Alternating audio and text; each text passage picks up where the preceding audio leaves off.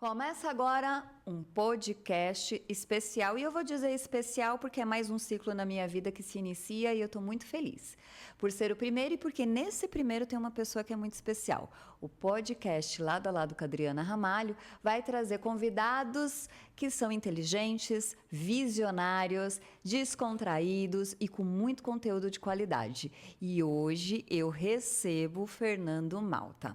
Hoje o nosso programa recebe essa pessoa que é tão ilustre, que tem uma jornada, uma trajetória marcada pela tecnologia, gestão pública e articulação política. Ele começou no maior programa de inclusão digital da cidade de São Paulo, o Telecentro, e desde então construiu uma carreira sólida, passando por empresas privadas, órgãos públicos, programas sociais e campanhas políticas de grande relevância. Atualmente, ele atua no Instituto Sociocultural Ibrachina, fortalecendo relações institucionais entre Brasil e China. Formado em Sistemas de Informação e Gestão Pública, com especialização em Gestão Pública Municipal e Cidades Inteligentes, ele traz uma visão ampla sobre inovação, tecnologia, políticas públicas e relações internacionais. É com muita satisfação que recebemos hoje o Fernando Malta, carinhosamente conhecido como Maltinha. Maltinha, seja bem-vindo! Muito obrigado, Adriana Ramalho. É um prazer participar do seu primeiro podcast, ser o primeiro convidado. Ai, não podia ser diferente, pessoal, porque é amigo, mas eu sou admiradora também do seu trabalho. Você que tem uma cabeça macro, é visionário, tem opiniões fortes, Verdade. É dono de uma opinião forte e não esconde, isso que é legal. Tínhamos que começar com o pé direito, então tinha que ser você. Então eu estou muito feliz, obrigada por aceitar o convite, viu? Muito obrigado e vamos lá, vamos em frente. E de cara eu posso mandar um beijo? Pode mandar um beijo, Quero, claro. lógico, mandar um beijo para a primeira dama, né, gente? A Camila Malta, né? Pelo amor de Deus, não pode faltar. Um beijo, meu amor. É isso aí, para toda a família, e tem 2 filhos, né? Davi, 12 anos, e a Lulu, 9. Isso aí. Então eu já pergunto, a família toda gosta de política ou só você? A Camila nunca gostou, tá começando a gostar, porque acaba convivendo. A gente tá juntos há 15 anos, então sempre atuei ou na área privada, mas sempre teve aquele viés político de gostar do pai, do avô, da família. Aí eu vou muito na casa dos meus pais. Aí eu e meu pai a conversa, pai, você viu aquele cenário, você viu aquilo daquele outro lado? Aí ela foi gostando, e hoje ela atua no setor público. Uau! E os filhos? Os filhos ainda não. Eles me perguntam, pai, o que você faz? Eu falo, papai é um assessor político, papai cuida de algumas coisas, tal, mas os filhos ainda não vejo esse viés político, não. Então, já que os próprios filhos perguntaram o que você faz, eu vou começar uma pergunta que é importante para deixar como registro e para todo mundo ver o quanto é uma trajetória incrível. Conta um pouquinho aí da sua história de vida, desde lá de trás, as etapas que você construiu, os obstáculos que você ultrapassou, até chegar hoje num cargo tão importante que você assume dentro de uma instituição super reconhecida mundialmente.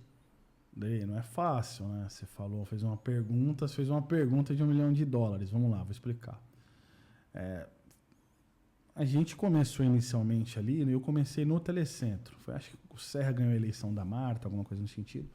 Aí eu era bem novo ali.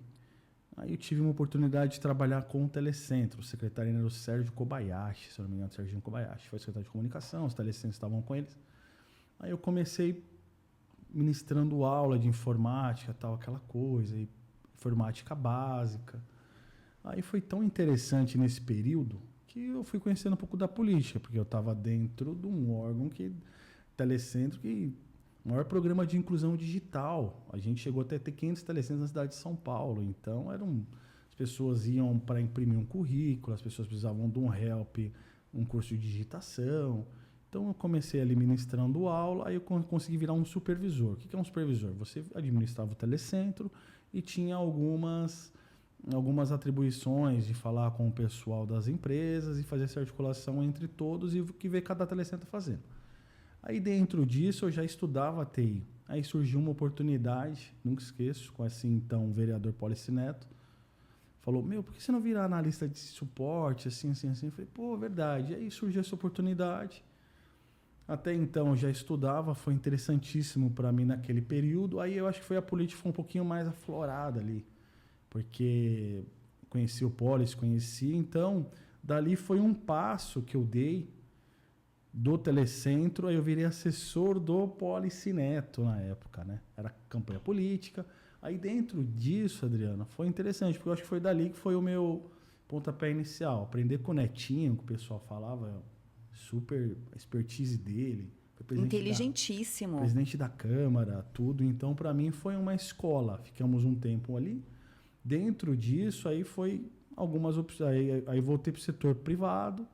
Dentro disso, aí veio eleições em breve. Aí eu estava dentro de uma rede de atacadista muito famosa. Dentro disso, surgiu uma possibilidade de participar de um projeto embrionário. Ali, o pessoal falou, vai ter prévias dentro do PSDB, e a gente já atuava dentro do PSDB. Meu pai ele sempre foi assessor político, mas eu nunca tive uma campanha ali de me envolver de fato. Surgiu essa possibilidade ali das prévias partidárias do PSDB, que foi um momento interessante, porque eu acho que ali marcou a vida de muitas pessoas, porque você viu que é um projeto que se iniciou do zero. Nessa época você era vereadora. Foi muito interessante, porque a gente quando eu cheguei lá, eu cheguei para fazer algumas coisas no computador, ajudar nas planilhas, etc e tal. Aí foi quando as opções começaram a surgir. Comecei a cuidar da agenda do João, então veio as prévias. Dentro disso foi um movimento que eu digo ali, acho que foi depois da Segunda Guerra Mundial, acho que foi o melhor acontecimento que aconteceu na história política, foi as prévias partidárias do PSDB, porque teve de tudo. Que, para quem está nos acompanhando, as prévias aconteceu no ano de 2016, certo? Correto. E foi uma disputa muito acirrada dentro do partido do PSDB, entre João Dória e Andréa Matarazzo. Vou me ater somente nesses dois nomes, porque foram os dois nomes que realmente disputaram com mais fervor as prévias dentro do partido para saber quem seria o candidato a prefeito da cidade de São Paulo naquele ano. Aí dentro disso eu tive E você entrou bem nesse momento, né? Entrei no furacão, né? Furacão. O pessoal me soltou bem no olho do furacão. Falou, Maltinha, tem que ir. Eu fui. Mas foi interessante porque a gente trabalhou muito bacana naquela época, Adri.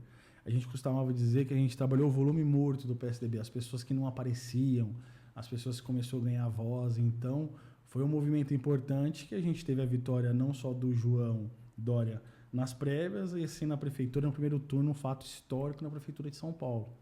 Fato histórico, ganhamos do o ex-prefeito Haddad, ganhamos em primeiro turno. Chapa pura. Chapa pura, que era importantíssimo, porque a gente sempre defendeu os dentro do partido. E há muitos anos na história da política não se via uma chapa pura de nenhum partido, né? Não tinha. Sempre composição. Cabeça de chapa, que é o candidato a prefeito, e vice-prefeito de outro partido. Um grande partido, ou uma grande parceria. Dentro disso. E dentro disso surgiu uma possibilidade de eu ser um dos coordenadores, junto com então, o ex-subprefeito Heitor Sertão, da gente coordenar a campanha do Daniel Annenberg. Aí coordenamos a campanha do Daniel Annenberg, tivemos alguns momentos. Aí dentro disso surgiu algumas possibilidades. Eu fiquei no setor privado, público, e dentro dessas opções, Dri, surgiu grandes movimentos.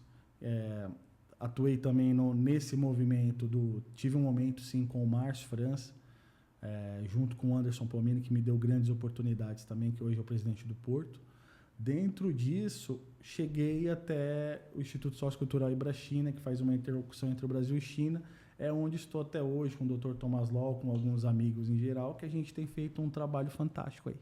E o Instituto Ibrachina, ele é reconhecido mundialmente por tudo que ele representa nas interlocuções, né, de cultura e também na área econômica, né? Ele consegue, o Thomas Law, unir todas as visões, principalmente de impacto na sociedade, dentro do Ibrachina. Ele tem várias outras frentes, mas falando especificamente do Ibrachina, tem se destacado muito porque ele consegue, né, fazer essas nuances acontecer simultaneamente.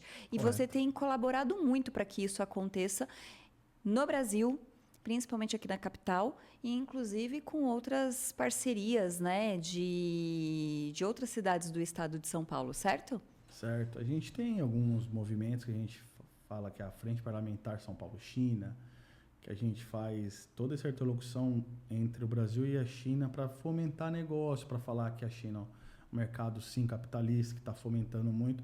A gente comemorou ano passado 50 anos entre essa relação entre Brasil e China. Muito importante aqui, não só para o Brasil, mas sim para a China também. Isso é muito bacana. Thomas Lau, um abraço, sou admiradora do seu trabalho, da sua pessoa, de toda a sua família, Aninha, todos os seus filhos, seu pai, sua mãe. Ah, eu tenho um carinho imenso, viu? E eu quero você aqui, hein? Nós vamos marcar para você vir aqui participar, hein? Para mim vai ser uma grande alegria, uma grande honra. E quais têm sido hoje os desafios que você encontra justamente para manter, né, essas relações que você construiu? E muita gente aposta nessa construção com você, Malta, porque você é um homem muito sério, um cientista político muito coerente e as pessoas têm confiança por conta do seu nome com credibilidade. Mas, por conta de estar ainda numa polarização tão grande hoje no nosso país, as instituições também enfrentam desafios com essa polarização. E o Ibrachina, ele vem enfrentando também esses desafios. Mas qual é, assim, o maior deles na sua concepção, na sua visão? Uma pergunta de $1 milhão também essa, né? Assim eu vou me sentir assim, aquela mulher inteligente. É verdade. Eu acho que o maior desafio mesmo atual hoje não é só a polarização. É uma discussão que a gente acaba não chegando a lugar nenhum. Vou dar um exemplo claro. Lula ganhou a eleição, beleza, a gente fala do 8 de janeiro até hoje. Fala da anistia, falando da PEC da blindagem, mas se a gente realmente fosse pensar no que realmente importa para o povo, a gente poderia falar da reforma política, sim, da reforma tributária. São pautas que eu acho que é muito mais importante, que no caso, vai chegar na vida das pessoas de fato. O Senado, antes da gente ter essa conversa, acabei de verificar aqui, o Senado acabou de vetar o negócio da blindagem. O CCJ vetou a PEC da blindagem, porque em um ponto eu concordo com a PEC quando você diz assim, que o judiciário não pode intervir na Câmara Federal e vice-versa. Se votou, os deputados chegaram e votou, eu concordo plenamente, os deputados. Mas, quando você coloca também sobre o crime, que eles que decidiriam, não. Eu acho que aí já é papel do judiciário, você percebe? Sim. Então, o que me mantém hoje é não tá no meio da polarização. O que eu costumo dizer? O Bruno, nossa referência, o Bruno Covas, que Deus o tenha em um bom lugar, ele sempre falava, se fosse necessário para a gente ir para a esquerda por boas pautas, vamos para a esquerda para boas pautas. Mas se for importante a gente caminhar na direita, como a gente caminhou no conservadorismo, etc., vamos caminhar também. Então, como eu penso, eu acho que não é a direita e a esquerda, eu acho que a gente tem que realmente pensar no Brasil num todo, porque eu acho que quando o Brasil, as pessoas estão dentro de um ônibus, estão dentro de um carro, estão pensando num final de semana, estão pensando, acho que no momento de lazer, pensar em 300 outras coisas. Eu acho que a política está tão desgastada hoje aqui no Brasil. Você é da direita, da esquerda, mas eu acho que não é a política, acho que é o radicalismo. O radicalismo lá da ponta da esquerda e da ponta da direita. A gente percebe que pessoas vão para a Paulista, talvez, às vezes, não só para se manifestar, mas briga. Você percebe que eu acho que hoje as pessoas perderam um pouco a mão. Eu também acho. Por causa desse radicalismo. Então, o que eu percebo? O que me motiva mesmo, eu vou ser muito claro, tem 12 anos, que é o Davi, e um é a Luísa, que tem 9 anos. Eu acho que da gente deixar um legado, falar assim, a gente lutou sim por um Brasil melhor, pensou numa pauta que não seja nem de direita nem de esquerda, mas vamos pensar, eu costumo dizer o seguinte também, quando eu converso com alguns amigos. Quando a gente está de fato, Dri, ali no poder, eu acho que não é vermelho e não é amarelo. É a situação e é a situação que está no momento e a oposição que quer voltar para o momento dela. Então, eu acho que poderiam se pegar algumas pautas e falar, será que isso aqui é importante para o Brasil? Vamos convergir junto? Vamos. Vamos fazer nesse formato? Vamos. Mas a gente não consegue perceber isso. A gente percebe que tem 513, se eu não estou enganado, 513 deputados. A gente acaba percebendo que, às vezes, querem fazer um aumento disso, que eu acho uma loucura. Mas, enfim, é uma posição minha particular. Também que eu acho que é... E uma outra coisa que eu acho, pensando em São Paulo, onde eu vivo hoje, é uma pauta muito importante. A gente precisa sim ter uma reforma política. A gente precisaria ter um voto distrital, independente de como fosse o formato do voto distrital. Para a gente, por exemplo, eu morei em São Miguel a minha vida inteira. Eu queria ter um vereador do meu bairro que soubesse o nome das ruas, que realmente atuasse, que realmente tivesse uma eleição. Vamos fazer uma eleição, mas aumentaria 3 vereadores, porque a gente tem 55 vereadores para 58 colégios eleitorais. Vamos aumentar 3 vereadores, teria um custo, mas cada distrito teria um seu representante. Sim.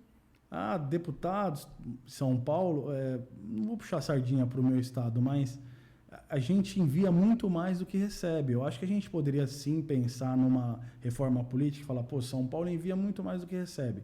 Qual que vai ser o contraponto? Como a gente pode pensar num formato diferente aqui? Sim. Eu acho que me motiva mesmo, Adri, respondendo novamente, é o Davi, de 12 anos, e a Luísa, para deixar um legado para eles. Até porque um voto distrital e você ter um representante direto do bairro ou do perímetro, ele conhece de perto os problemas e a questão das prioridades, né? Às vezes, não é só por conta do número de parceiros que você tem no bairro, mas de você ser cobrado por todos por ter essa proximidade daquele político que mora e atua naquela região. Então, faz todo sentido. Eu acho você, que é formado e tem MBA em Gestão Pública e Cidades Inteligentes, conhece do assunto e fala com propriedade porque você, além de estudar, você vive isso. Sim. E você consegue entender quais são os impactos diretos na comunidade, no bairro, nas pessoas que mais precisam, né? Porque a discrepância da sociedade ela ainda é muito grande, né, Maltinha? Então, se não tiver esse olhar de prioridade, acaba o que é mais importante sendo deixado de lado, né? E a política pública não acontece no final. Quando você pega toda a sua formação, todo o seu conhecimento, tudo aquilo que você estudou, que muitas vezes teoria é diferente da prática. Correto. Né? Muito. E aí você pega tudo aquilo que é lindo, maravilhoso, que está na filosofia, que está na parte, né, bonita da escrita dos livros e o que deveria ser, e você tenta aplicar na realidade e não consegue. Vem na sua cabeça, às vezes, alternativas, você fala, poxa vida, por tudo que eu estudei, talvez aqui, por mais difícil que seja essa realidade, se implementasse tal programa, tal política pública, isso facilitaria um resultado mais positivo para a vida daquelas pessoas que precisam daquela política pública? Totalmente. Eu acho que não só alternativa, mas eu acho que vai muito além quando a gente fala da democracia. A gente chega e fala, vamos exercer a democracia. Aí quando a gente abre, num sentido, aí a gente fala, mas aí vai levantar a mão, mas eu quero dessa forma, eu quero azul, eu quero vermelho, eu quero amarelo. Então, o que eu acabo percebendo, as alternativas que faz mais sentido hoje na vida das pessoas? São soluções práticas, Dri. Eu acho que a gente não precisa reinventar a roda. Como que a roda do carro roda? Você precisa colocar os 4 parafusos e fazer a roda rodar. Sim. Como que a gente melhora o transporte de São Paulo? Vamos pensar em algumas pautas que acabam melhorando a vida das pessoas e as pessoas acabam ganhando qualidade de vida. Eu acho que a gente vai levar para esse caminho. Por quê? Hoje a Zona Leste começou um trabalho para o BRT. Vai hoje ter uma espécie de um trem quebrando a radial inteira. Será que aquele cara que pega o carro e fica quase 2 horas no carro, será que com o BRT ele fala, vou economizar 1h40 para ficar com os meus filhos? Será que isso não é uma política pública boa? Será que a gente não tem que incentivar? Será que a gente não tem que fiscalizar? Será que a gente não pode ver se está caminhando como deveria caminhar? Esse é um ponto positivo. Um ponto positivo que eu acabo percebendo também é a saúde. As pessoas vão, às vezes, no posto de saúde, às vezes para tomar uma dipirona porque está com dor de cabeça. Será que se a gente não atuasse mesmo numa telemedicina, de fato, chegasse lá e falar, pô, o que você está sentindo? Ó, estou com dor de cabeça, assim, assim, assim. A telemedicina e a tecnologia ajudaria, porque você passaria pelo médico, o médico te receitaria uma receita de você tomar um paracetamol, para você tomar um remédio, você iria até o posto de saúde, até a farmácia, e você pouparia talvez 4, 5 profissionais da saúde que deixou de atender um cara que acabou de tomar um tiro, tá precisando, foi atropelado, alguma coisa do tipo, tá precisando de uma cirurgia. De uma emergência. E tem um outro fator que é até um pouco polêmico, quando a gente acaba abrindo muito para terceirização. Se não tiver uma fiscalização de fato, será que tem 200 funcionários de fato trabalhando ou não tem? Então, eu acho que falta um pouquinho mais de tecnologia, um pouquinho mais de telemedicina para a gente melhorar um pouco. E tem 300 outras áreas também. Escola, então, eu acho que a gente poderia melhorar um pouco também na escola pública. Mas os jovens não são interessados. Eles são interessados.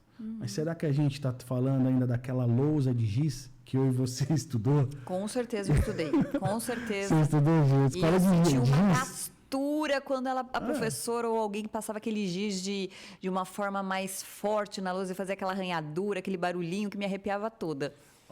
Aí eu fico pensando, né? Pô, a gente poderia ter hoje uma matéria de educação financeira para os alunos. Eu concordo. Pô, faz um cofrinho, guarda dinheiro, é importante. Você não quer viajar, você não quer comprar um presente para você? Acho que tinha que ser uma matéria, uma disciplina obrigatória na grade curricular. Tinha que entrar, tinha que conseguir. Até porque tem muitos países que têm essa disciplina, essa matéria. Então, por que não pegar os bons exemplos de muitos países e trazer para o Brasil, né? Mas independente de ser em outro país ou não, por que não ser uma mente criativa e criar uma disciplina com foco para a criança mesmo? Porque não é a idade. Eu acredito que é assim. Até esses dias atrás eu fui chamado na escola da Luísa, né? A sua filha está escrevendo assim, pega uma letra ou outra, come uma letra ou outra, tal. Aí eu fiz um teste com a Luísa dentro de 10 dias. Falei muito com ela pelo WhatsApp. Ela escreve muito bem. Se articula muito bem para falar comigo. E são palavras que eu aprendi. Pelo WhatsApp? Pelo WhatsApp. Eu aprendi esses dias atrás. A Luísa, com os 9 anos, já aprendeu. Então, aonde eu quero levar, Adri? Isso. Eu acho que a gente precisa mudar o formato de ensino. A gente precisa pensar em lousa interativa. A gente poderia pensar no recurso da educação. Vamos investir em lousa interativa, data show, projetor. Vamos pegar filme, vamos mostrar para eles uma realidade do mundo. Eu acho que falta um pouquinho disso, da gente começar a realmente pegar as pautas que realmente importam, parar com esse negócio de direita, de esquerda, pauta daquilo, PEC daquilo.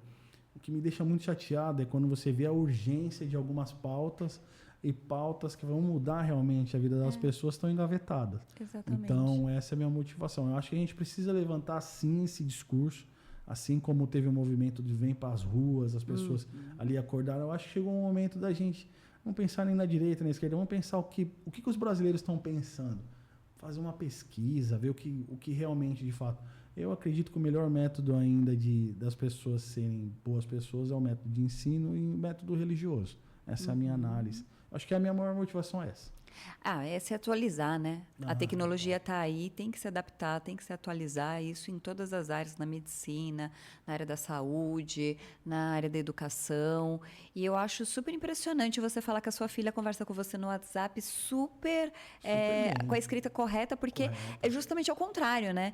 Geralmente, quando você escreve, você consegue escrever melhor a concordância verbal, né? Você se policia por N fatores, né? Mas principalmente para quem ainda está na fase de escola, por conta da lição, das tarefas. E no WhatsApp tem os vícios, né? De abreviar as palavras, de usar CD, as gírias, KD, né? O KD mesmo para poder KD, você, VC.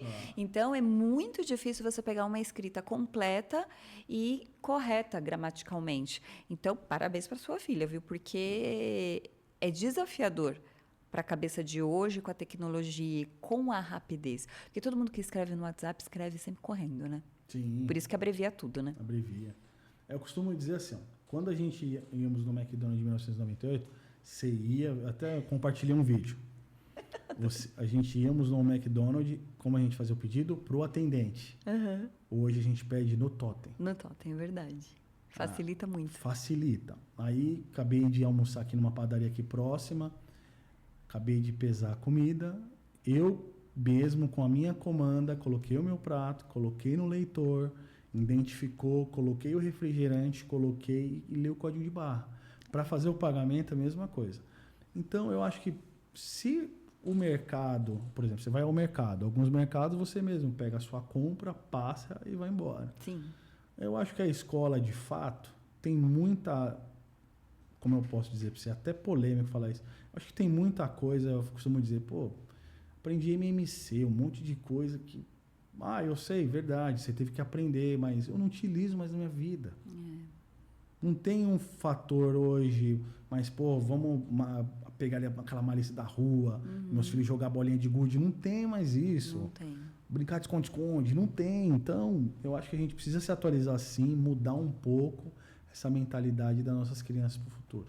É verdade. E uma ação social também na área da educação tá faltando, né? Projetos sociais, além da grade da escola, projetos complementares. Eu sinto uma ausência tão grande disso, de ter, por exemplo, de sábado e domingo uma programação, não só do lazer, porque o lazer é extremamente importante, mas também um complemento. Eu vou dizer assim, até pegar aqui um pouco da Coreia do Sul, que a gente tem bastante parceiros na Coreia do Sul. E lá tem os horários da escola, que as crianças ficam dentro da escola, e sai da escola, elas vão para programas de estudos, depois do horário da escola e aos finais de semana. E isso já existe há muitos anos lá. E aqui, às vezes, eu vejo uma carência, é muito pontual. Como que você, que entende de gestão pública, você também acha, tem essa opinião? Às vezes tem essa sensação de que falta? Por exemplo, quais são as ações sociais, tanto por ONGs, pela própria prefeitura, por empresas que acontecem na área da educação? Adriana, você falou um ponto que, quando eu falei para você que eu estudei tecnologia, foi graças a um programa que chamava Escola da Família. Pois é. Eu trabalhava sábado e domingo dentro das escolas, tinha que desenvolver uma atividade, ping-pong, ensinar algum tipo de matéria que a gente tinha ali com as crianças. Quando eu percebo que a escola está fechada aos finais de semana, você acaba gerando um distanciamento, porque aquele lugar ali tinha que ser referência. As pessoas tinham que ter como referência. Então, a gente precisaria sim pensar em projetos sociais, culturais, reabrir essas escolas, pensar. Eu tenho visto alguns projetos bacanas do prefeito Ricardo Nunes, no sentido de abrir os céus e as pessoas utilizarem as piscinas dos finais de semana. Sim. Então, você traz a comunidade para dentro. Então, será que a gente não poderia utilizar o céu para ter um cinema aos finais de semana, se envolver mais? Eu acho que falta um pouquinho mais nessa parte social, indiferente de situação de prefeitura ou não. Eu acho que falta um pouquinho mais da gente voltar às nossas raízes, mostrar para as crianças o que realmente é um dominó, o que realmente é uma bola, xadrez, um xadrez, um peão para um menino, vôlei, para um vôlei, para um futebol, e até mesmo aulas de português, aulas de inglês, e dar a possibilidade de quem não conseguir ter um videogame em casa, de sim ali jogar um videogame, pensar em já inserir ao mercado de trabalho. Eu acho que o videogame em si, ele te dá a possibilidade de você pensar. Eu sempre tive videogame, eu gosto. Meu filho hoje tem um pouco tempo, mas meu menino hoje gosta. Eu percebo que o videogame hoje ele te insere para o mercado de tecnologia. Tem muito jogo que mostra, tem Minecraft, tem alguns outros jogos que têm as suas maldades, existem em todo canto. Sim. Mas eu acho que o videogame, em um projeto social como esse, a pessoa fala, caramba, por que eu não posso ser um programador? Por que eu não posso ser um desenvolvedor de games? É um despertar, né, É um Maltinha? despertar. Eu acho que a escola... Na cabeça da criança, do A adolescente. escola aberta final de semana é um despertar. Pô, poderia ser um professor de educação física. Estou vendo um professor de educação física. É onde eu acho que ele vai ter um pouco de referência. Tem as referências dos pais? Tem, mas os pais acabam tendo mais o seu tempo na rua para trazer as coisas para dentro de casa. 8, 10 horas, 12 horas. Aí é quando a gente volta que a gente conversou. Quando você melhora o tempo do pai do trânsito, quando você melhora, o pai começa a pensar um pouco diferente. Sim. Fala, caramba, trabalhei 10 horas, mais 2 horas no trânsito, meu filho quer fazer alguma coisa ainda. O que eu tenho que fazer? Como que eu faço? Mas se ele já ganha tempo de ida, ganha tempo de volta, tá bem com a saúde, tem um posto que atende, tem uma telemedicina, tem algumas coisas que faz a política. Eu acho que a política pública é a arte de você realmente... todo mundo tem a sua definição. Eu acho que a política mesmo, pública, Adri, é você ver o que realmente importa. Política pública, para mim, é você cuidar do que realmente importa. Não tem como você cuidar do Brasil inteiro, cuidar de um monte de coisa. Eu acho que a gente poderia pegar pautas assim, importantes para mudar a vida das pessoas. Eu também acho. Eu concordo plenamente. E só fazendo aqui um destaque. Fazer esse destaque é importante porque a gente nunca generaliza, e eu conheço Maltinha, e porque eu também sou assim, nunca a gente generaliza nada. A gente sabe que nada é total, Sim. Nada é 100%. Então, nunca a gente vai generalizar nenhum assunto. E nós não estamos falando aqui que nenhuma escola de São Paulo abre aos finais de semana. Nós estamos fazendo uma comparação do que acontecia no passado e que hoje poderia ter dado continuidade, Claro. ampliado ou ter surgido programas muito melhores, muito mais aperfeiçoados e não surgiram.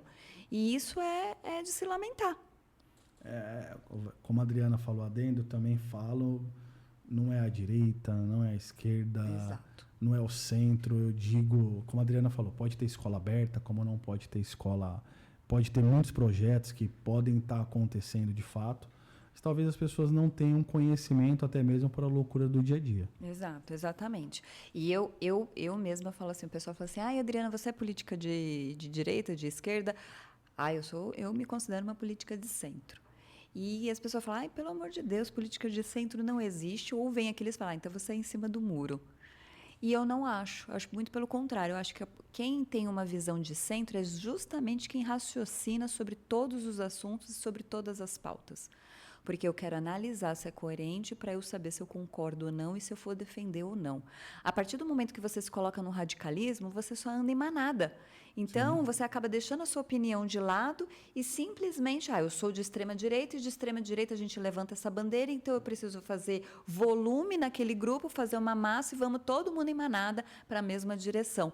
E eu não acho isso correto. Eu acho que a política tem que ser tratada com responsabilidade, tanto em visão como em atitudes, porque para defender um projeto de lei, para defender uma legislação, para defender uma política pública que vai chegar no final, que é na comunidade, na vida das pessoas, tem que ser analisada, tem que ser estudada, tem que ser debatida e tem que pensar qual é o melhor formato para que ela consiga ter um resultado efetivo na vida das pessoas.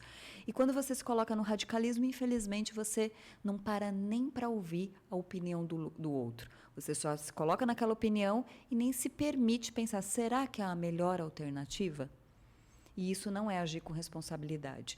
Então, eu acho muito importante, Maltinho, você se posicionar assim, porque você é um homem cristão, você é evangélico, e as pessoas têm o costume de rotular pessoas. Como eu disse, não generalizando, por isso que eu digo e repito, Claro. Existem pessoas que têm uma infeliz mania de rotular as pessoas. Então é evangélico? Então é de extrema direita. Não aceita conversar.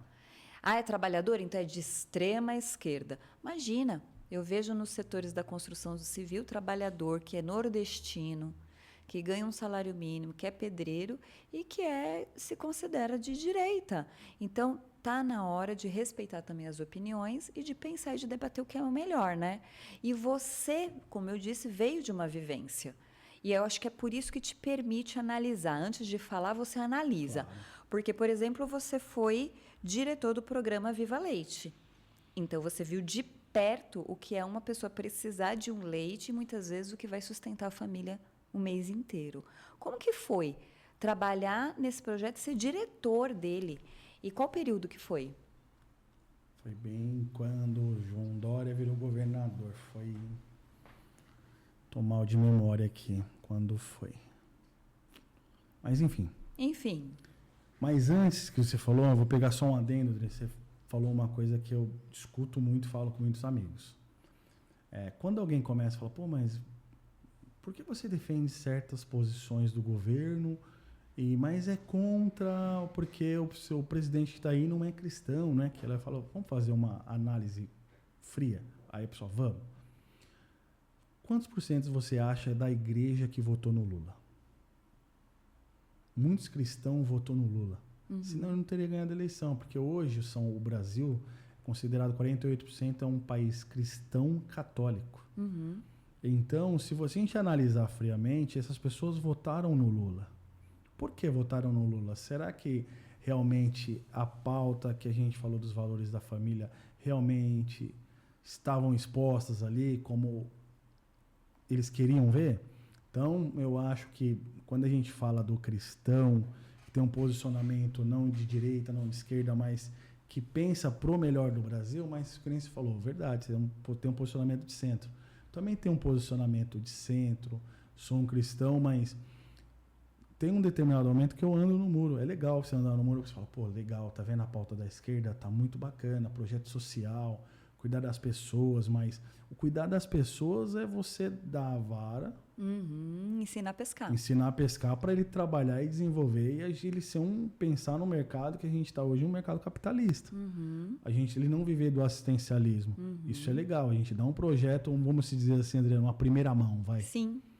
E a pauta da direita de fomentar negócio, de trazer, então aí eu vou e caio pro lado direito. Uhum. Quando for para não deixar os dois brigar, e a gente fica no muro. Fala, pessoal, calma aí, vamos pensar aqui, vamos cuidar do centro, vamos pensar do centro. O que é o centro? É o Brasilzão, Sim. né? Mas daí, vamos lá. Viva Leite. Foi o maior programa que eu posso dizer, social que eu participei. Participei com a Célia Parnes e com o Paulo Matias, secretário adjunto. Foi muito importante porque a gente acompanhou de fato ali como que muda no dia a dia. Era de terças e quintas que fazia as entregas do leite. Cada família poderia pegar, crianças e idosos poderiam pegar 2 litros de leite, né, leite pasteurizado, né, tipo C, que era rico em vitaminas. Então, era uma educação alimentar muito bacana para a vida das pessoas. Foi um movimento bacana que eu aprendi na prática, de fato, a dar mais valor pro leite na vida das pessoas, né? Vi de tudo, Adriana. Para mim, foi uma mudança de vida radical ali, quando eu via de fato que tinha famílias que só tinham aquilo para comer no dia a dia. Então, quando a gente assumiu a diretoria do Viva Leite, a gente sempre pensava, como que a gente pode melhorar? Esse leite tinha que chegar numa temperatura de -7 até os isopores das ONGs e associações. A gente queria sempre manter com os laticínios que chegasse, porque quando esse leite sobe para uma temperatura normal, as pessoas passam mal, o leite azeda. Então, foi um movimento que a gente fez para esse leite chegar na casa das pessoas numa temperatura bacana de utilização, ficar sempre conservado na geladeira. Então, para mim, foi uma experiência não só política, mas foi de vida ali, que eu vi o social de fato. Rodei o Brasil, São Paulo inteiro, o estado. Foi muito importante. Conheci os laticínios também, a produção. Conheci o ecossistema de como o leite chegava na casa da pessoa. Uau! Que experiência, hein? Ou seja, falamos novamente de um projeto social. E aí, entrando um pouco aqui para a gente, né, contextualizar, olha aqui como que é importante, né, não generalizar. Porque são pessoas que, de fato, precisam. Sim. Precisam. E é uma pessoa que está, às vezes, ela fez curso, ela está tentando oportunidade de trabalho, não consegue. É uma fase, né? E ela se vale de uma ação para o sustento da família dela, dos filhos. Às vezes a gente vê programas que não tem prazo de validade, né? Por exemplo, programas de moradia, programas às vezes, culturais, que a pessoa entra num programa e fica ali para sempre.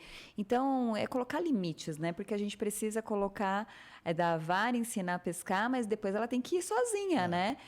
O exemplo são cursos de qualificação profissional. Às vezes, você tem dá curso de qualificação profissional, por exemplo, o Ramalho da Construção, tem uma parceria com o Sebrae e com o Senai, e aos sábados, dentro da entidade dele, ele dá cursos de qualificação profissional de pintor, de pedreiro, de eletricista. Ou seja, o curso foi gratuito, porque às vezes aquela pessoa não tem condições de pagar um curso. Às vezes o curso é tão caro que vai faltar nas despesas da casa. Ou então, agora tem um curso gratuito que eu posso ter o meu diploma, ter o meu certificado. Então, foi dada a oportunidade para agora ele buscar o emprego, buscar uma colocação profissional no mercado de trabalho. Então, é esse equilíbrio que muitas vezes falta, né, nas políticas públicas e nos extremismos que implementam, né? E eu vejo que nessa discussão, quando existe a discussão dos extremos, a gente não vê também uma análise. Vou substituir a palavra. Nós não vemos os políticos fazerem revisões.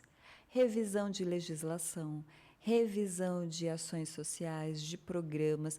Você acha que falta isso também no cenário político, na gestão pública? Vamos pensar no parlamento. Se a gente pensar no parlamento, por exemplo, o projeto é muito importante. Aí cada bancada se posiciona num formato.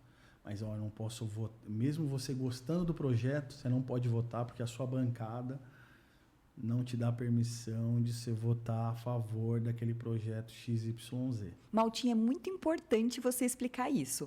Eu até vou pedir para você explicar com um pouquinho mais de detalhes, porque, de novo, sem generalizar, não vou falar todas as pessoas, não. 90%, eu me permito colocar essa margem, 90% da sociedade não sabe como é o voto do parlamentar, o voto do político, do deputado, da deputada, do vereador. Então, não é que, ganhou para deputado, ganhou para vereador, eu posso votar como eu quero. Não. Tem uma regra dentro dos partidos que a tua cadeira, por mais que os votos para te fazer parlamentar foram seus, o teu voto lá não é 100% seu. Se ele for afrontoso, totalmente contrário ao que a maioria da sua bancada pensa, você muitas vezes é obrigado a votar conforme a bancada. E isso é muito frustrante, na minha opinião. Eu vou falar que era uma das coisas que mais me frustrava na época que eu fui vereadora. Porque você tem que dar satisfação para os seus eleitores, tem que dar satisfação para a sociedade, que é aqueles que não votaram em você, mas está te cobrando porque você se torna representante, e muitas vezes você também não quer votar daquele jeito e você muitas vezes é obrigado porque fecha a questão. Então, eu quero que você explique também o que é fechar questão, que muita gente não sabe, né? Que é quando o partido convoca uma reunião, eu já explicando, né? Convoca a reunião e fala assim, todos os vereadores ou todos os deputados daquela bancada têm que votar desse jeito. Isso é muito importante. Se a gente pensar, vamos pegar na raiz mesmo, a gente tem que pensar numa reforma política, porque para você ser um parlamentar, você precisa de um partido político. Para você estar dentro de um partido político, você tem que seguir um regimento. Você assinou para seguir um regimento. O regimento diz que você não pode votar se a bandeira for amarela. O regimento diz que você não pode votar se a bandeira for vermelha. Então, o que acaba acontecendo? Você apresenta um projeto de lei. Projeto de lei é importante, você sabe que vai mudar a vida da pessoa do seu bairro. O vereador fala, o vereador mora no bairro, mora na rua, tá ali, ele sabe. Mas ele não pode fechar a questão, como a Adriana falou, fechar a questão. Ele fala, tem que fechar a questão com o meu partido. Eu não posso votar no seu projeto de lei, que é importante na minha região, porque meu partido se posicionou contrário. Então, fechar a questão, às vezes, acaba atrapalhando um pouco. Então, quando você fala, existem parlamentares independentes, hoje é muito difícil, porque quando você fala que o partido fecha a questão, então vamos dizer, você tem uma bancada de 12. Os 12 falam, a Adriana Ramalho foi contrária, a gente precisava do voto dela, ela faz parte aqui da nossa base aliada, vamos expulsá-la do partido. Se acaba sendo expulsa do partido, acabam cassando o seu mandato por infidelidade partidária. Eles pegam vários mecanismos para falar, não, Adriana ela não está sendo fiel ao nosso partido, está jogando contra. A tudo que a gente entende, que a gente defende. Tudo que a gente defende, eu acho que ela não está cabendo mais aqui. Por isso que é importante escolher bem o partido que você vai se filiar. Escolher muito bem o partido. E eu acredito também, Adriana, que o combinado nunca sai caro. Eu vejo alguns parlamentares, tudo que a gente tem no Brasil, um ou outro fala, independente de eu estar no partido A, B ou C, eu vou votar conforme eu penso. Eu vejo alguns ainda que se posicionam bem e colocam. Mas eu acho que essa discussão vai muito longe. Esse fechar a questão aí, a gente falar em fechar a questão aqui, vai muito além das 4 linhas que a gente está falando aqui. E é importante você procurar um partido que você se identifica justamente para vocês falarem parecido, pensarem parecidos, porque nesses momentos, se você for eleito, aí você não vai ficar com peso na consciência e você vai estar convicto no que você vai defender e principalmente votar. Corretamente. É super difícil, gente. Por isso que eu falo que na prática, tudo é muito diferente. E você também trabalhou na Prodan. Trabalhei na Prodan, foi um momento interessante, porque foi bem quando estava sendo criado o aplicativo 99 Táxi. O Uber chegando, revolucionando tudo, aquela briga doida de taxista de Uber. Aí a Prodan criou a 99 Táxi. Foi um momento muito importante para mim, porque eu participei um pouco, atuei um pouco nesse aplicativo, no desenvolvimento, dei as minhas contribuições. Foi um movimento bacana. Coordenamos alguns processos, fizemos... O que acontece? Como eu venho da área de TI, Adriana, a gente tem algumas certificações, a gente tem boas práticas, a gente acabou desenvolvendo alguns frameworks, e a gente levou isso para frente. E foi importante. Foi um momento também que eu pude dar minha contribuição lá no aplicativo 99 Táxi. E falar sobre aplicativo é falar sobre startup, né? Um pouco desse universo e falar sobre a tecnologia. O que você vê para o futuro do nosso Brasil aí dos próximos 10 anos como o avanço tecnológico mesmo idealizado aqui pelo nosso país? As startups hoje, e a tecnologia é tudo. Se a gente analisar hoje, as grandes empresas hoje, acaba surgindo numa mesa, a pessoa cria uma ferramenta, uma startup, uma solução nova. E nós temos, assim, grandes gênios aqui no nosso país, grandes né? Se a gente analisar que a gente volta para aquelas frases clichês e aqueles posts clichês, né? Que a Amazon, o Google começou numa garagem, então são as startups do passado. Hoje tem N ferramentas que atendem a necessidade. O que eu vejo hoje para os 10 anos é a IA. A IA dominou, chegou chegando. Mas me dá um exemplo sobre a IA. A gente tinha profissionais hoje que faziam apresentação, montava algum tipo de coisa. Aí hoje você pega algumas palavras-chave e fala, gostaria de montar uma apresentação sobre a vereadora Adriana Ramalho. Aí ela fala, Adriana Ramalho foi vereadora nesse período assim.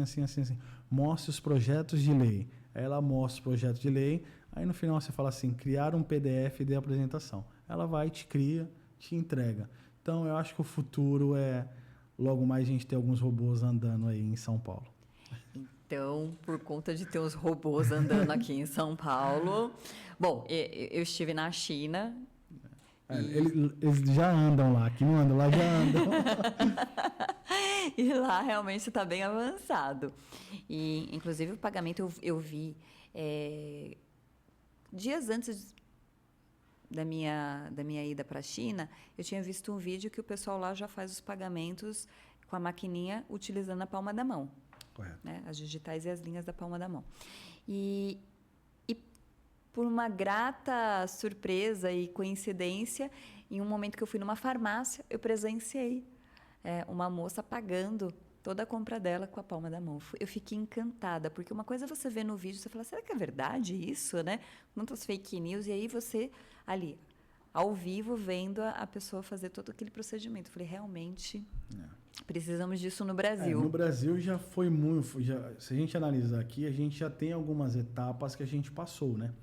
A gente chegou a pagar com dinheiro, cheque, Aí revolucionamos com cartão de crédito. Aí para a gente foi inovador ter dentro dos nossos celulares o cartão para fazer pagamento. Já tivemos também a fase do relógio. As pessoas encostarem o relógio na maquininha. E agora já temos anel, que faz o pagamento. Então, estamos chegando. É novo para nós, mas estamos chegando lá. Agora, fazendo uma interlocução, né? Tecnologia, IA e política, com toda essa bomba que está acontecendo no nosso país. Bolsonaro condenado, aí uma perspectiva muito grande do Lula ser reeleito, de tantas pessoas falando sobre alteração de urnas, ainda fala muito sobre isso, e cada vez mais, né, estamos entrando num universo tão tecnológico. Você acha que isso mais facilita ou atrapalha as campanhas políticas, o cenário político e as candidaturas? Eu acho que toda a parte de tecnologia, ela tem o seu ganho, mas ela tem uma perda gigantesca. Vou explicar. A gente falava muito em cabo eleitoral em eleição. Eu acho que hoje, o nosso maior cabo eleitoral hoje é a internet. Você faz um impulsionamento, você alcança 1.000 pessoas, 7.000 pessoas com o número de recursos que você colocar na sua rede social. Eu acho que para a política futura, a gente já teve alguns avanços da tecnologia. Não pode se utilizar mais faixa, não pode se utilizar mais cavalete. A gente tinha uma campanha de 90 dias e hoje está limitado dentro de 45 dias. Eu acredito que a tecnologia vai, na verdade, potencializar, e no Brasil em si já é fato inédito, porque dentro de horas a gente já consegue descobrir um presidente da República tirando o nosso fuso horário. Se não for dependendo do fuso, a gente descobriria em questão de 1 a 2 horas, né? Se fosse muito mais prático. Então eu acredito que a tecnologia ela facilita. E também na questão da segurança, toda a parte que você otimiza, você tira um pouco da facilidade de vender uma solução, de você vender uma facilidade. Vou dar um exemplo muito claro sobre isso. A gente tem o Poupa Tempo, que o Poupa Tempo era um formato de atendimento, que o Poupa Tempo em si já está dentro de um totem. Mas será que é só para facilitar? Não, é só para facilitar, não só facilitar, mas a parte da segurança, de você querer dar um jeitinho, porque é o seu amigo você marcar para ele tirar o RG. Não, a pessoa vai lá no totem, ela mesmo marca o horário e já faz tudo humanizado. Quero comer um lanche. Será que realmente as grandes empresas não pensaram assim, será que a pessoa não pode colocar uma coisa ou outra a mais no produto? Pode colocar uma coisa a mais ali e passar na nota, e na hora de registrar o pagamento, faz, depois registra, fala, realmente esqueci uma batata. O McDonald's deve ter pensado nisso. Mesma coisa, a tecnologia facilitou de não ter mais aquele, não vou falar o jeitinho brasileiro, mas de ter aquela facilidade de você vender algum tipo de solução. Se a gente for pensar não só nisso, a gente pode estender para muitos outros órgãos que se eu falar do Detran em si, você já vai imaginar o que já não acontecia, quando era muito mais humanizado do que de tecnologia. Então isso reflete de uma forma mais difícil nas campanhas de rua, por exemplo, para os candidatos. Acredito que sim. Vou dar um exemplo. Para você, Adriana Ramalho, para você ser conhecida, você teria que falar com 200, 300 pessoas por dia. Isso é possível? Fisicamente? Não. Só se você... Só se concentrar as 200 pessoas... Pessoal, a Adriana consegue, porque ela vai no Canteiro da Alba, ela chama todo mundo, vem 1.000 pessoas. A Adriana consegue. Graças ao ramalho da construção. A Adriana da construção. Verdade. Vamos mudar. Senão eu não conseguiria. Quando você tem um segmento assim como um sindicato, a construção, os motoristas, etc e tal, é muito mais fácil falar com 300 pessoas. Mas imagina o Fernando Malta hoje, que não tem um segmento, tentar ser candidato. Como que eu consigo falar com 300 pessoas por dia? É através da minha rede social, através das minhas... Da rede. Então, eu acredito que a internet, daqui para frente, os gabinetes vão se tornar móveis e não mais ruas. Eu sou a favor também. Você quer tornar pessoas conhecidas nas ruas? Eu acredito que o papel nessa eleição vai acabar diminuindo um pouco, porque eu acho que a Meta tem mostrado que o nível de alcance de você pegar um vídeo, vou dar um exemplo de um deputado estadual. Imagina você mandar um material, Adriana, para Presidente Prudente, 500 e alguma coisa de quilômetros. Como que você alcança aquela região? Através do Facebook, através do Instagram. Você fala, eu quero fazer segmentado para aquelas pessoas de Presidente Prudente que tem o meu perfil de 20 a 30, 40 anos, que é conservador, que é cristão, assim, e eu quero alcançar só aquilo. A Meta viu um mercado e atende. Então, georreferenciamento. O georreferenciamento. Então, as campanhas tendem a cada vez mais ficar mais tecnológicas. E aí, para quem tem o costume de ir para a rua e de fazer sempre uma estratégia de campo, vai ter que se adaptar. E você acha que também vai ter uma guerra tecnológica? Porque a gente vê, não vou citar nomes aqui, alguns deputados da direita utilizando essas redes sociais de uma determinada forma. E a gente vê a esquerda, de uma forma também manipuladora, utilizando. E aí, de repente, a gente vê um ataque, né? Muitas vezes, de uma rede para outra, a gente não sabe se é robô, se não é robô que está respondendo, se está tendo hate, se é uma manipulação tecnológica, né? De máquinas de uma para outra. E, às vezes, muitas vezes, não sabe se são pessoas de fato ou se é toda uma programação. Você acha que isso pode ser uma crescente dessa guerra tecnológica, já que você entende bastante desse assunto? Vai ter assim um momento que você não vai saber, vai ter que ter mecanismos para identificar, que hoje já tem, mas de uma forma mais aprofundada, toda essa, como eu posso dizer, se é verdade ou não. Eu trago a IA e trago o ChatGPT para essa conversa, porque a tendência, a gente tem potencializado o chat de uma forma alimentando ele com informação. A informação hoje é a arma da guerra. Quanto mais informação você tem do seu opositor, você consegue travar uma estratégia política de uma forma diferente e chegar ao seu resultado. Sim. Então, a partir do momento que você pega essa ferramenta, potencializa, coloca dados, coloca cor, você coloca tudo, vai ficar cada vez mais difícil. Vou dar um exemplo. Você recebe uma ligação hoje... robótica. Aí a pessoa fala assim, Adriana, é você mesmo? Aí você, sim. Pressione X para isso, X para Y. Poderia confirmar os 3 primeiros dias, você confirma. Aí o que acontece? Pode-se criar uma forma de falar, as pessoas entendem, tudo bem, aqui é o Fernando Malta, gostaria de falar com a Adriana Ramalho, quero trazer uma mensagem. Adriana, você está bem? Tô bem. Então, venho aqui falar em nome da minha candidatura, assim, é muito importante, gostaria de contar com você. Eu posso contar? E sei sim. Aí o que acontece? Você confirmando tudo isso, tem a LGPD também, que é a Lei da Proteção de Dados. Você acaba quebrando e permitindo que a pessoa tenha acesso.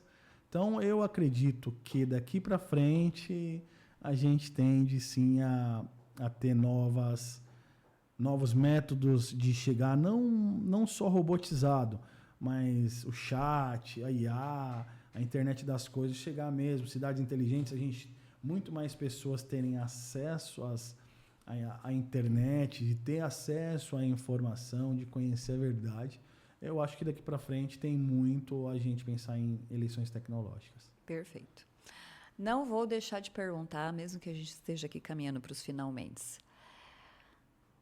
Condenação do Jair Messias Bolsonaro. Já está virando, parece que uma rotina aqui no nosso histórico e entrando para a história, né, de presidentes que são presos. E agora esse que foi condenado. Qual é a opinião do Fernando Malta? A opinião do Fernando Malta, ela volta a partir do Fernando Collor. A gente tem um presidente eleito, sofre impeachment, entra o Itamar conduz a eleição, tem diversos escândalos, ganha-se Fernando Henrique novamente, Lula, Dilma, impeachment, Temer, Bolsonaro, Lula. Aonde eu chego nessa discussão? Será que realmente o investidor, o mundo, como que vê o Brasil, a política brasileira? Se é legítimo ou não se o Bolsonaro está preso, o que eu acho? Deveria seguir o rito natural. O rito natural. O que é o rito natural? Ele é um ex-presidente. Então, qual que seria o rito? Essa parte do juridiquês eu não vou saber explicar muito bem. Mas eu acho que não seguiu o rito. Deveria, sim, ser julgado por toda a turma, não apenas uma turma. Eu acho que deveria seguir o processo natural. Se ele teve ou não participação no 8 de janeiro, que nos mostre de fato, que apresente de fato um documento assinado, um WhatsApp assinado, alguma coisa do tipo. Se é a favor da anistia, sim, mas a anistia da mulher que escreveu com batom e pegou 18 anos, você está dando uma pena para ela de estuprador.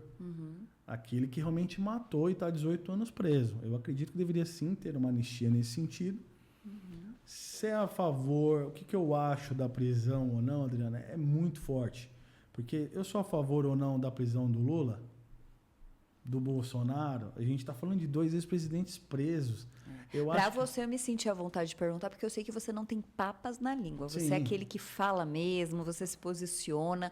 E por te conhecer, saber que você é assim, que você tem a sua opinião, que todo mundo pode mudar de opinião e eu acho isso inteligente.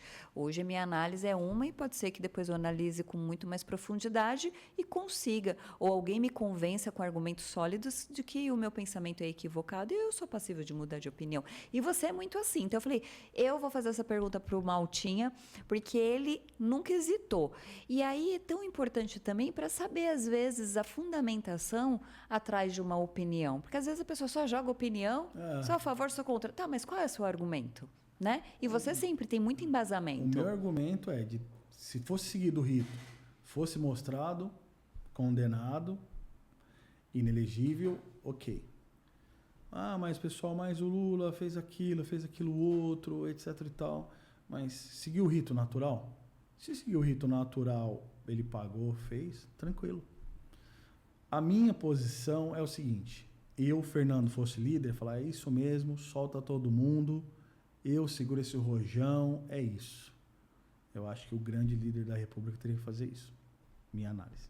Perfeito. Nossa política, então, ainda vai dar muito o que falar aí pelos próximos meses, né?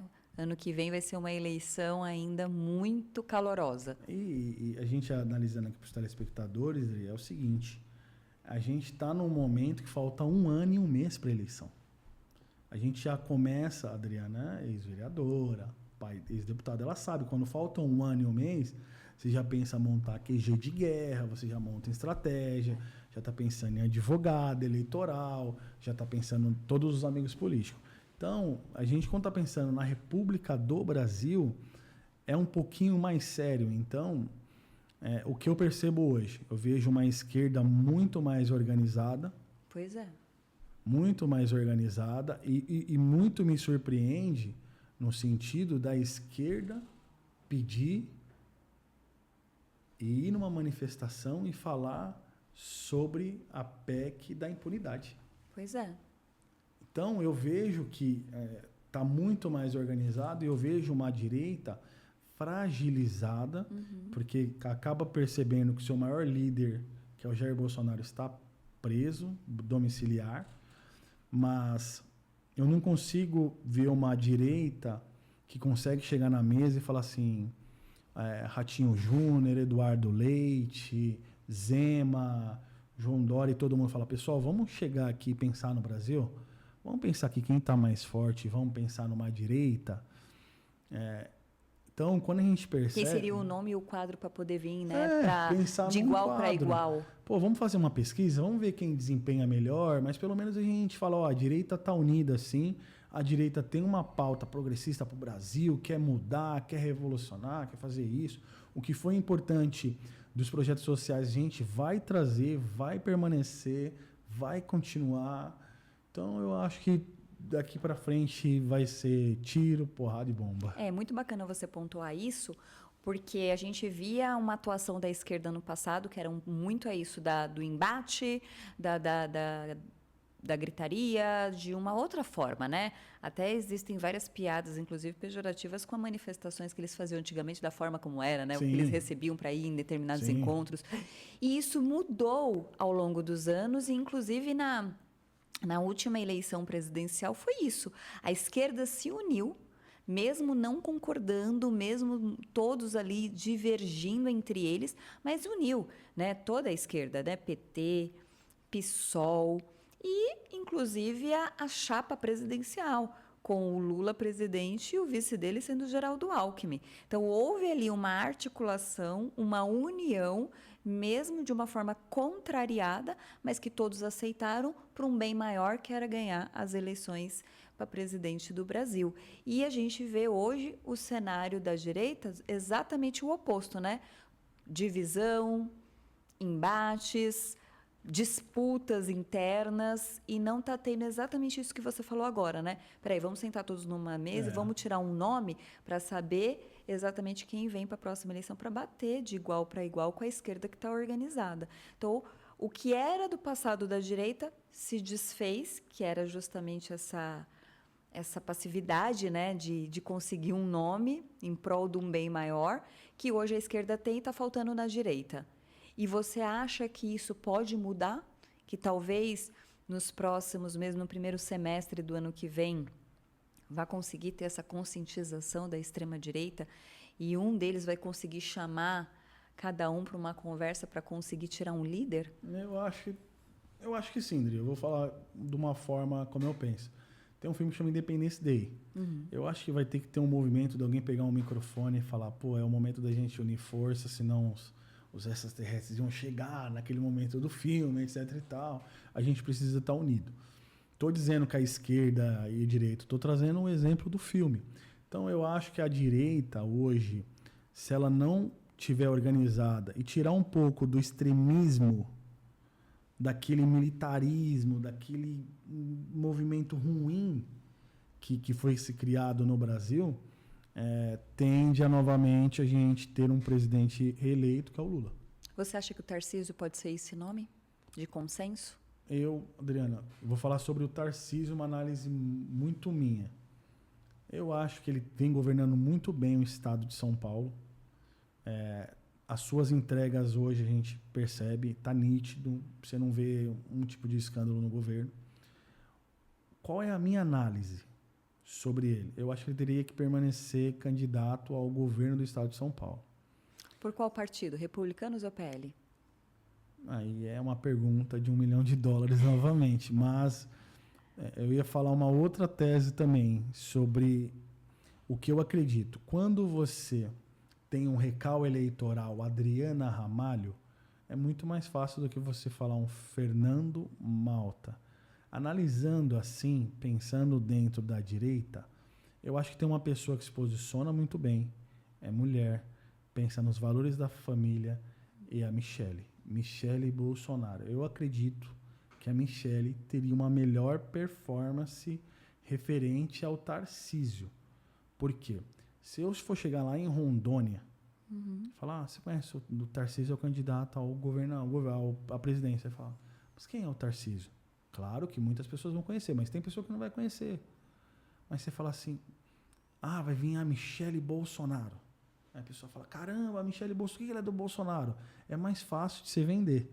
Então eu acredito hoje, se a direita tivesse um consenso de conversar, de explicar tudo, eu acreditaria, na minha análise pessoal, Fernando Malta, eu acho que a Michele performaria melhor que o Tarcísio. E o Tarcísio ficaria... Eu acho que o Tarcísio é uma questão de tempo e eu acho que é jogar xadrez, Adriano. Eu acho que o Tarcísio poderia muito bem permanecer no governo do estado de São Paulo, fazer mais 4 anos e falar, pessoal, eis-me aqui.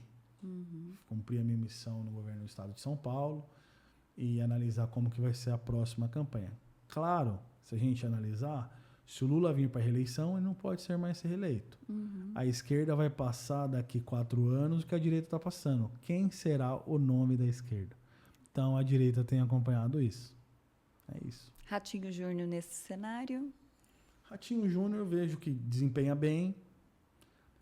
Eduardo desempenha bem, mas não tão bem que nem o Ratinho. Dizem que o Ratinho, o pai, ultimamente tem feito participações em podcast justamente para dar mais visibilidade ao filho. Eu não acredito. O Zema, Minas é sempre muito importante, é divisor de água em todas as eleições. Sempre. Sempre divisor de águas. Decidiu a eleição do Aécio e da Dilma. A gente estávamos de um lado. Quem vai ter o dom para poder conquistar esse... Quem vai ter o dom para a conquista, né? O Zema desempenha, mas eu ainda acho que os nossos melhores colocados ainda, na minha análise, é o Michele e o Tarcísio. Mas esses nomes, eu acho que são bons nomes. O Caiado é um bom nome, agrada a todos também. É um nome que soa muito bem, Caiado presidente. Soa bem, mas ainda falta performar um pouco. Boa. Falta performar. Eu acredito aí que seria um bom nome a Michele. Ou seja, ainda continuamos no 0 a 0 aqui nesse bate-papo. Esse aqui é escapulir algumas informações aqui, mas o Maltinha se saiu muito bem, não deixou soltar nada, viu? Porque esse menino aqui, ó, detém informações, viu? Esse rapaz aqui sempre sabe, sempre tem uma carta na manga. Mas não vai ser dessa vez que ele vai soltar a gente aqui um spoiler ou uma dica aí do cenário que vai ser construído. Vai ficar para a próxima, mas eu vou cobrar. Bom, não podemos encerrar aqui esse bate-papo sem antes eu te perguntar sobre legado, sobre futuro. O seu avô, o Dionísio Malta, foi fundador do MDB e uma referência histórica nas lutas populares. E seu pai, o Geraldo Malta, também tem forte atuação política. Como que essa herança familiar influencia as suas escolhas e influencia no seu caminho profissional? Na verdade, é uma pergunta até firme de responder. Meu avô foi um dos fundadores do MDB, né? Orestes Quercia há muito tempo em casa. Dentro disso, meu pai começou a fazer uma atuação política também. Em 1985, quando eu nasci, meu pai estava na campanha do Fernando Henrique Cardoso. Por isso que o meu nome hoje é Fernando. Por conta, o Fernando Henrique Cardoso era candidato a prefeito em 1985. E o meu pai tem uma foto emblemática, que depois eu mando para você dar uma olhada. Então, meu nome se dá isso. E o William, porque minha mãe queria. Então, meu nome tem um contraponto, sobrenome, Fernando William Batista Malta. Dentro disso, a política, ela sempre teve no meu DNA. Com meu avô, com meu pai. Mas meu pai sempre falou, filho, eu sempre construí minha vida no setor privado. Tenha uma profissão, estude. Foi quando eu terminei meu ensino médio, estudei tecnologia, mas o DNA político deu uma puxada. Então, você gosta de discutir. É o que eu falo, existem 2 formas de se mudar a vida das pessoas. É a religião, Cristo e políticas públicas. Sim. Então, eu vi ali que era possível. E meu avô sempre nas lutas populares, de não ter água, de não ter asfalto, tá lutando pelo povo, ter associação de bairro, mostrar uma vida melhor para as pessoas. O legado que eu quero deixar é o do meu pai e do meu avô. As políticas públicas, participou dos momentos populares no momento correto, não teve nem de um lado raivoso, nem do outro, teve do lado do povo, do lado da verdade, da boa política, das políticas públicas. A gente veio de um partido político que tinha um lema muito forte. Longe, perto do pulsar das ruas. Longe da benesse do poder. Então, o pulsar das ruas é o que eu quero para minha vida. Eu quero pulsar das ruas, eu quero estar próximo dos meus amigos. O legado da política, as pessoas me perguntam, você quer ser candidato? Não tenho uma pretensão política de ser candidato. Mas se um grupo político chegar, falar, Malta, vamos construir junto, vamos sentar numa mesa, vamos ver quem está melhor, vamos ver quem pode participar. Eu acho que é o momento da gente unir, pensar num projeto para uma região.